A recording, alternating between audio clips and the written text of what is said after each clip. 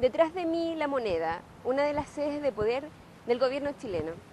La palabra clave aquí es poder, porque el capítulo y la obra que presentaremos a continuación trata sobre la represión, el poder, el manejo de información, el control sobre cada uno de los aspectos del ser humano y principalmente sobre el poder que puede ejercer una institución, una idea, una persona sobre un otro.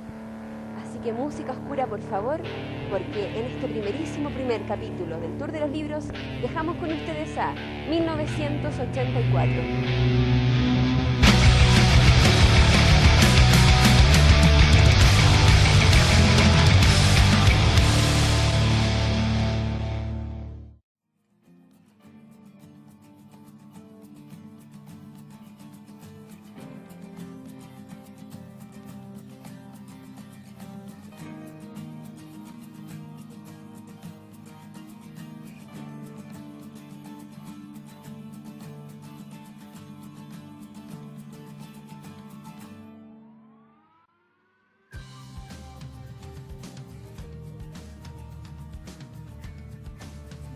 Originalmente llamado El último hombre en Europa, 1984, obra escrita por el novelista inglés George Orwell entre los años 1947 y 1948, y quien decide cambiar el nombre al actual, invirtiendo el año en que lo terminó de escribir. 1984 es la antiutopía por esencia. Inventamos el término distopía como una moneda de cambio, aquello que es utópico, pero que en algún momento sale mal. ¿Pero qué es una utopía? ¿Cuál sería la utopía actual? Una sociedad igualitaria quizás, donde todas las personas tengan los mismos derechos, las mismas oportunidades, donde todos tengamos una vida digna, en paz, equitativa, sin importar raza, etnia, sexo, nacionalidad. Entonces, una sociedad donde hubiese igualdad sería una sociedad soñada. Las mismas condiciones, los mismos derechos, las mismas oportunidades, incluso compartir la misma comida. Sin embargo, en 1984, George Orwell lleva este sueño a una verdadera pesadilla.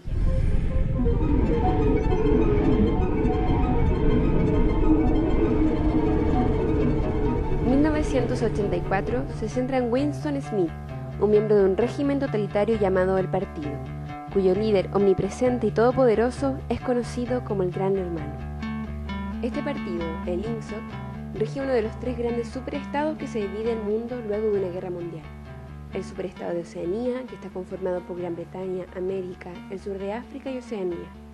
Los otros superestados son Eurasia y Estasia, y son estos tres los que se pelean por el resto del mundo sin conquistar. Winston vive en Londres, la ciudad más importante de la Franja Aérea 1, una de las provincias de Oceanía, donde lo único que rompe el gris de los edificios de la ciudad son los 4 edificios de los ministerios a través de los cuales el partido controla su población. Pero ¿cómo se gesta esta idea? ¿Este personaje en medio de una oscuridad y desesperanza total? Para responder a esta interrogante, un amigo del Tour de los Libros nos puede ayudar.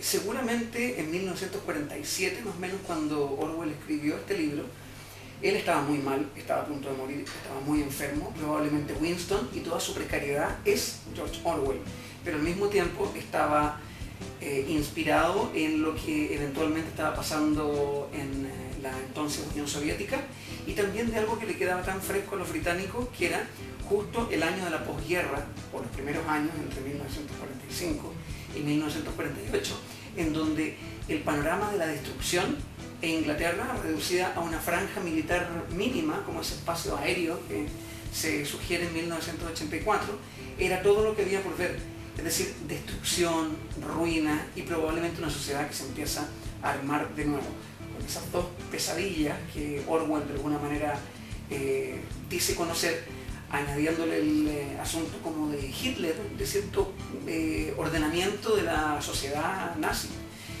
Probablemente anticipa un futuro que él pretendía que iba a acontecer en 1984. La historia de nuestro protagonista comienza el día 4 de abril de 1984, o al menos esa es la fecha que él cree estar viviendo. Winston trabaja como editor revisando que los registros históricos concuerden con la línea ortodoxa actual del partido. Es decir, el partido cambia la historia y Winston debe borrar o cambiar los datos de la otrora historia oficial. Y es en esta constante vigilancia y control de la población que nos vamos a encontrar con un concepto fundamental en la novela, y es el doble pensar. Y lo podemos ver, por ejemplo, desde el eslogan del partido: la guerra es paz, la libertad es esclavitud, la ignorancia es fuerza. ¿Pero qué es el doble pensar? El mismo Orwell lo explica a través del libro Prohibido en el mundo de 1984, denominado Teoría y Práctica del Colectivismo Oligárquico, donde define este concepto como una disciplina mental cuyo objetivo deseable y necesario para todos los miembros del partido es ser capaz de creer dos verdades contradictorias al mismo tiempo. Es decir, saber y no saber, hallarse consciente de lo que es realmente verdad mientras se dicen mentiras cuidadosamente elaboradas. Sostener simultáneamente dos opiniones sabiendo que son contradictorias y creer sin embargo en ambas. Esta era la más refinada sutileza del sistema: inducir conscientemente la inconsciencia y luego hacerse inconsciente para no reconocer que se había hecho un acto de autosugestión. Incluso comprender la palabra doble pensar implicaba el uso del doble pensar. Sin embargo, este concepto no es nuevo. De hecho, hace mucho tiempo en psicología social a esto se le denominó disonancia cognitiva o compartimentalización. E incluso un experimento relacionado con la mecánica cuántica podría dar cuenta del doble pensar mediante la paradoja del gato de Schrödinger, el cual podría estar vivo y muerto a la vez. Entonces, como pueden ver, el partido no solo te dice qué hacer cada día ni cómo hacerlo, sino que lo más terrible es que te dice cómo pensar. Y eso no es tan exagerado en que Orwell lo hubiera visto como una especie de advertencia. Con 1984, con su libro, él quería advertir qué es lo que iba a pasar si lentamente esto se iba acentuando. Y se divide en estos ministerios que la verdad es que como que existen. Yo diría que incluso el doble pensar existe. La sensación de la verdad y la mentira a través de la prensa, y la prensa de la política, pero también de la sociedad. En general, cómo se inventan a través de... Hoy día no tendremos un gran hermano ni una pantalla que nos vigila, pero pareciera que entre la pantalla del computador y la pantalla del televisor hay ya una especie de comunicación que viene de las dos partes. Nosotros creemos las cosas porque las vemos en imágenes y también vivimos en un estado, en el siglo XXI, probablemente nosotros lo sentimos más intenso desde el 2001, por la caída de las Torres Gemelas, vivimos en un estado de perpetua guerra, perpetua guerra, perpetua guerra, perpetua guerra. El partido dijo que Oceanía nunca había sido aliada de Eurasia, pero Winston sabía que eso sí había ocurrido hace 4 años. ¿Pero dónde estaba ese conocimiento? Solo en su propia conciencia, la cual en todo caso iba a ser aniquilada muy pronto. Y si todos los demás aceptaban la mentira que impuso el partido, si todos los testimonios decían lo mismo, entonces la mentira pasaba a la historia y se convertía en verdad. El que controla el pasado, decía el eslogan del partido, controla también el futuro. El que controla el presente, controla el pasado. A esto le llamaban control de la realidad. Pero el doble pensar se encuentra también detrás de los nombres de los ministerios que dirigen Oceanía. El Ministerio de la Paz promueve la guerra, el de la verdad miente, el Ministerio del Amor tortura y asesina a quien sea considerado una amenaza, y el Ministerio de la Abundancia mantiene la pobreza. ¿No les parece entonces curioso que hoy en día el Departamento de la Justicia de Estados Unidos lleve ese nombre pese a las bien documentadas violaciones de los derechos humanos que ha cometido? O que, por ejemplo, Obama sea Premio Nobel de la Paz pese a haber enviado a decenas de miles de soldados a la guerra? ¿O que los medios de información parcelen la verdad, dependiendo de los poderes económicos que los manejen? Cada día la opinión pública es blanco de una historia reescrita, tal como lo hace Winston en su trabajo. Sabemos más de lo que nos cuentan, pero muchas veces preferimos creer que no es así. Creemos y dudamos al mismo tiempo, como si tener al menos 2 opiniones acerca de casi todo fuese una condición del pensamiento político del superestado moderno. Se suponía que 1984 debía ser una advertencia. pero al parecer son muchos los que lo han tomado como un manual. Pero volviendo un poco a la historia, son todos estos factores los que hicieron que en Winston se creara un odio terrible contra el partido y contra el Gran Hermano. Y esta sensación de que las cosas no estaban bien lo lleva a cometer un acto terrible contra su propia existencia: escribir un diario. Es decir, Winston realiza conscientemente un crimen tal. En eso Winston conoce a Julia, una joven miembro del partido externo que trabaja en el Ministerio de la Verdad, y que pese a que en un comienzo parecen profesarse un odio contra el otro, comienzan una relación en contra del partido. Y es interesante leer, por ejemplo, la transformación que sufre Julia de ser fría y seductora a una joven enamorada. Sin embargo, la distopía es llevada a todos sus niveles, ya que también podemos leer cómo esta historia de amor es destruida y desmantelada. Esto nos permite deducir que si 1984 hubiese sido un libro ligero, escrito solamente para convertirse en un bestseller actual, la historia fácilmente se podría haber desvirtuado a la típica: finales felices, reencuentros amorosos. Incluso nosotros podemos reconocer en esta historia de Julia y Winston que sigue la archiconocida historia del chico que desprecia a las chicas, se conocen, luego se enamoran casi sin darse cuenta, se separan y luego se reencuentran. Sin embargo, no podemos olvidar que Orwell lleva la pesadilla a todos sus niveles. No hay final feliz, y el reencuentro de los otros amantes después de una traición resulta más descorazonadora que ninguna otra novela. Y lo peor es que lo entendemos. Sabemos que no había otra salida. Nada nos sorprende. Y es porque la pesadilla de Orwell llega incluso a nuestras esperanzas. Aquellos que leyeron el libro saben de lo que les hablo, y los que no, léanlo. Pero he notado que a lo largo de este video hemos hablado de términos como doble pensar, crimen tal, INSOC, y también los mismos ministerios, minipax, minimor, etc. Bueno, estos términos también son parte de la neolengua, este instrumento artificial que el partido creó para controlar a su población. Pero nos preguntamos, ¿por qué crear un lenguaje? Simple. Desde este autor, el lenguaje determina el pensamiento. Por lo tanto, el partido controla el pensamiento y la uniformidad de sus miembros mediante la neolengua. Es decir, el objetivo principal de ella es limitar el radio de acción de la mente. Al final, acabaremos haciendo imposible todo crimen de pensamiento. En efecto, ¿cómo puede haber un crimen tal si cada concepto se expresa claramente con una sola palabra? Una palabra cuyo significado está decidido rigurosamente y con todos sus significados secundarios eliminados y olvidados para siempre. ¿Cómo vas a tener un eslogan como el de la libertad y la esclavitud cuando el propio concepto de libertad no exista? Y en este sentido es interesante, desde el punto de vista del lingüístico, analizar un poco, entender un poco el rol que tiene la lengua como vehículo de control de determinados pensamientos. Y por otro lado también en muchos pasajes del libro se menciona el diccionario, ¿no? Las diferentes versiones del diccionario, de la neolengua, que cada vez incluiría menos palabras. Eso también es bastante gracioso que sea la única lengua, y de hecho se menciona en un pasaje la única lengua cuyo léxico disminuye en vez de aumentar, ¿no? Pero, y esto en último instancia a mí me recuerda un poco o me hace pensar un poco en este rol normativo que tienen los diccionarios o que tienen las academias de las lenguas, que limpian, brillan y dan esplendor a una lengua, y que por lo tanto le dicen a los hablantes cómo tienen que usar esa lengua, ¿no? El escritor Philip Dick dijo una vez que la herramienta básica para manipular la realidad es la manipulación de las palabras. Si puedes controlar el significado de las palabras, puedes controlar a las personas que deben usarlas.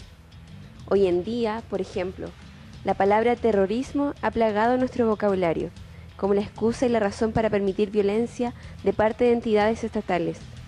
Como dice Robert Fitch, se ha convertido en un punto, una frase, un discurso, un sermón, el comienzo y el final de todo lo que debemos odiar para poder ignorar la justicia, la ocupación y el asesinato a gran escala. Ejemplos del poder del lenguaje los tenemos en la Alemania nazi y su ministro de Instrucción y Propaganda, donde el lenguaje oficial estaba basado en eufemismos cínicos, solución final para exterminación, tratamiento especial para matanza con gas, y sin ir más lejos, en nuestro propio contexto, en Chile y Argentina también, al genocidio de niños, niñas, mujeres, mapuches, ocurridos durante la segunda mitad del siglo XIX, se les denominó pacificación de la Araucanía y conquista del desierto respectivamente. Hoy por hoy no queda bien decir ciertas cosas en presencia de la opinión pública. El capitalismo luce el nombre de economía de mercado.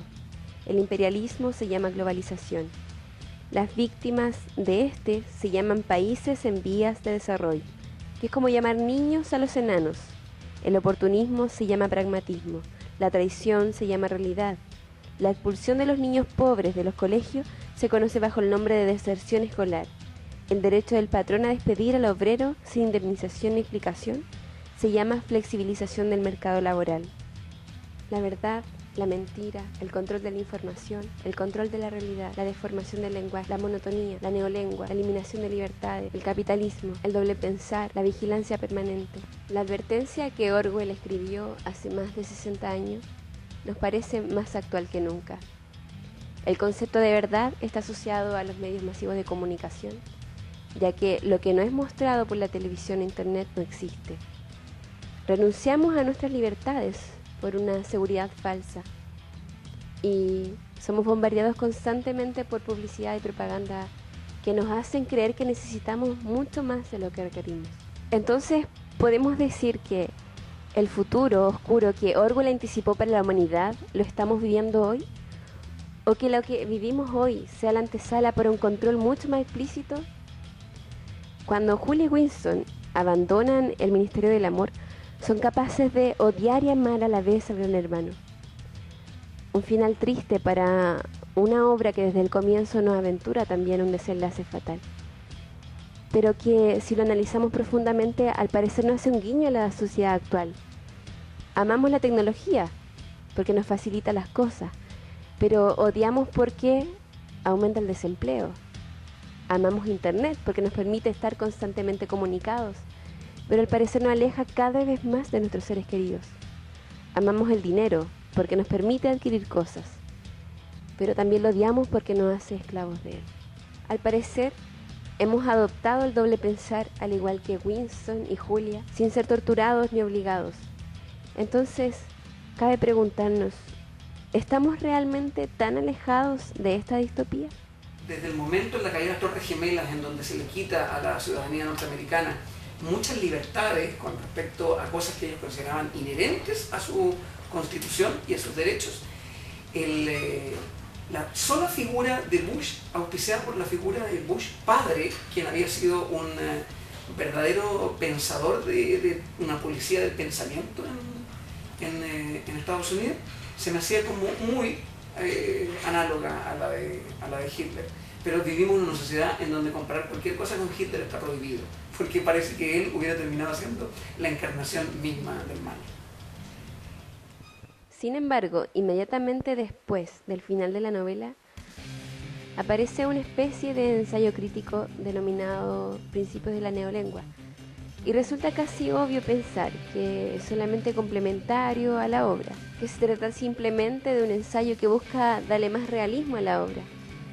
Pero si no tiene importancia, ¿por qué Orwell se negó a eliminarlo en 1948 cuando iba a ser publicado en Estados Unidos?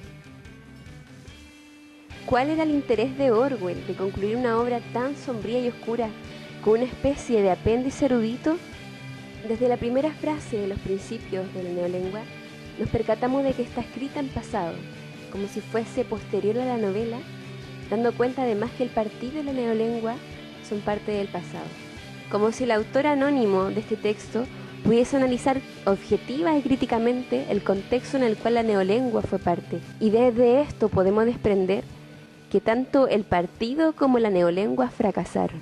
Desde el punto de vista de un lingüista, este sueño perseguido por la neolengua es imposible de conseguir.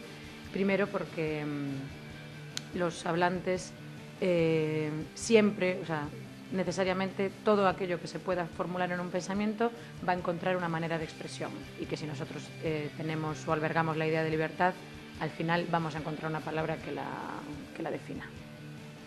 Quizás con este apéndice, Orwell quiso iluminar un final desesperanzador y fatalista. Imaginó un mundo para las generaciones venideras. Quiso advertir y prevenir de lo que podría pasar en una sociedad como la cual se estaba viviendo.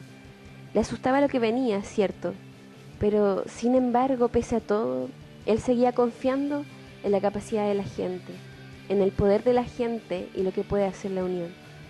Tal como dijo Winston, si hay esperanza alguna, esta debe existir dentro del proletariado, porque solo allí, en aquellas masas hormigueantes y desatendidas, se puede generar el poder para destruir el partido. Pese a todo lo que vivió y todo lo que escribió, a través de esta nueva lectura que podemos hacer de la obra, Orwell nos da a entender que creía en la bondad y la decencia humana. Y si leemos 1984 bajo este prisma, esa es la moraleja que un libro tan importante no debiese dejar.